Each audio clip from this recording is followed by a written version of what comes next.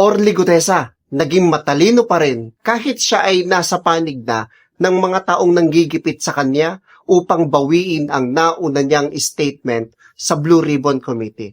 Alam niyo po mga kaibigan, si Orly Gutesa, nasa puso pa rin niya na mailabas po ang katotohanan.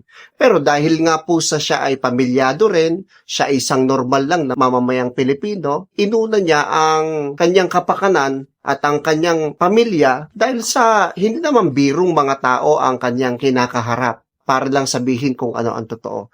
Magkagayon, kahit po si Orly Gutesa ay nasa panig na po ng mga taong nanggigipit sa kanya, naging matalino pa rin po. Bakit? Ipakikita ko po sa inyo kung bakit. Pansinin nyo po sa video clip na ito na nakita ninyo sa mga mainstream media. Kung mapapansin po ninyo ang video clip na yan ni Orly Gutesa, meron po siyang binabasang statement. Ang hindi po alam ng karamihang tao, yung pong video clip na yan ay pinlano na way back 2025 pa. Ito kasing si Orly Gutesa, isang beses lang na sumipot po sa Blue Ribbon Committee noong September 25, 2025. Pagkatapos nun ay bigla na lang po siyang nawala. Ngayon, yan pong sinasabi ni Gutesa ngayon na binabawi na niya ang kanyang statement nung nauna at idinidiin nga si Senator Marcoleta at maging si Mike Defensor, yan po ay planado na noong 2025 dahil natakot din naman si Orly Gutesa. Natakot siya bilang tao, talagang natakot din. At ang malaking katunayan nga po ay ang video clip na to. Oh, Are you saying bumaliktad na talaga siya? yes. O nagtatago lang? Hindi, bumaliktad. Bumaliktad na? Oh, kasi kung JB ganito nangyari. Oh, sige, sige. This is interesting, ha? Oh, so, nung umalis si Senador Marcoleta, nung ginagawa yung affidavit, Okay. umalis si Senator Marcoleta, sabi niya sa akin, Sir, sabi niya, anong tingin mo mangyayari? Sabi ko, alam mo, Sarge, gigipiting ka nila. Iipiting ka nila at sisiraan ka nila. Sabi niya, Sir, wala naman siguro silang isisira sa akin. Sabi ko, may pamilya ka ba sa labas? Oo. Baka may tinatago. Hindi, sir, wala po. Kamusta mga anak mo? Sabi ko, Sir, malalaki na pero nag-aaral pa rin. Pero okay naman sila. So sabi ko, yun naman pala eh. Sabi ko, yan, yung mga bagay na kailangan nating tingnan. Tapos sabi niya, Sir, ano pa tingin mo mangyari? Sabi ko, magiging kasing sikat ka ni Senator Marcoleta. Nagtawanan pa kami. Sabi niya, Sir, ayoko ng ganon. Noong nandun na siya sa Marines, kung saan mang siya inilagay, physically compound,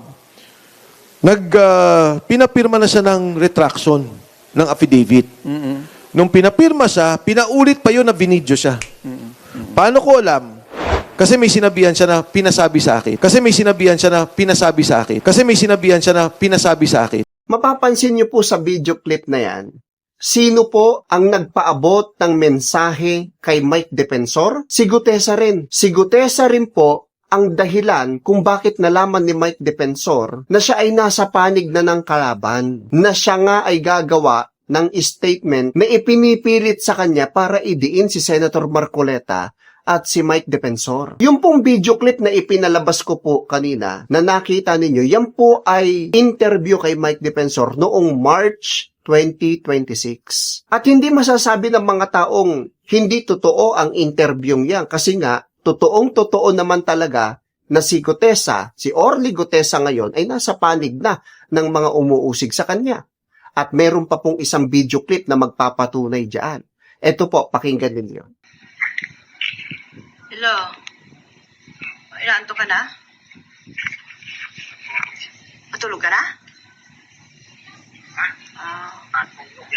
Ano yan? Nandiyan ka sa kwarto?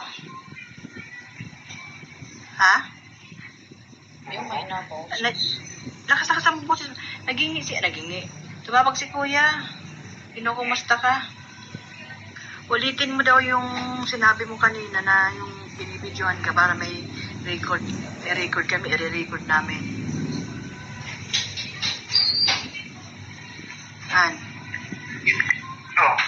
Yung tungkol dun sa affidavit na, sino ba may gawa nun? Ikaw o sila? Sila. Ina-record na wala. Ano sabi-sabihin? O, sabihin mo ko lang ano nangyari doon para may record namin. Yun nga. Binidyo binidyoan ako ng nakaraang araw. Tapos binasa ko yung statement na may mga siningit sila na hindi naman totoo. Na idinidiin nila si Marcolita pati si Defensor. Na sinabi nila doon sa statement na pinangakuan ako ng pera, babayaran ako. At sinabi pa doon na hindi masaya, wala akong alam doon sa delivery doon sa bahay ni Romualdez. Yun lang ang nakalagay doon na ayaw mo dapat pirmahan. At hindi naman ako ang gumawa ng statement na yun, sila naman. Yun lang ang pinirmahan mo. Yun Yun lang. lang yung nasingit doon sa ano ko. Saan ba yan? Sa pinakahuli? Hindi, nasa ano yun, parang Gitna? 9 sa 12 yung kita ko doon. Tapos may upang 24 ng pera. Ba't ang haba naman? Sila gumawa eh. Pero yung affidavit mo nung una, nandun pa yon. Wala yun, ibang version yun. Bago na yung Ay, ginawa. may ginawang panibagong affidavit para basahin mo. No, pinangako naman sa'yo nung una, nung pinirmahan mo, hindi na ilalabas yun. Sabi nila, hindi lalabas. Bakit ka pa nila pinabasa? Anong sense nun? Hindi ko alam kung ano. Idadalhin daw sa korte para mawala na yung kaso ko. Yun yung sabi eh. Nung ayaw mong basahin, anong ginagawa nila sa'yo? Pinipilit akong basahin ko eh. Kaya wala, gumagawa.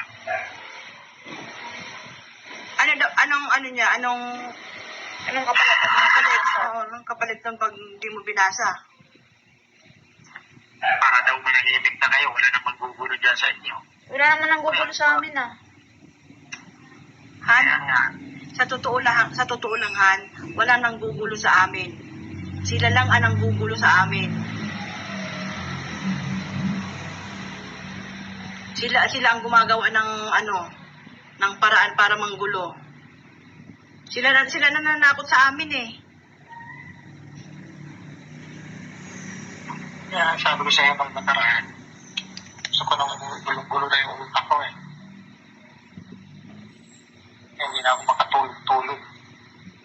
Mag-ano ka muna, bago ka matulog, minom ka muna ng marigang na tubig. Para ma-relax yung muscle mo. Anak. Pag sinabihan ka na palabasin ka dyan, mag-text ka sa akin ha. Sa video clip po na napanood ninyo, yan po ay video clip na kinunan ng video ng kanyang asawa mismo. Asawa mismo ni Orly.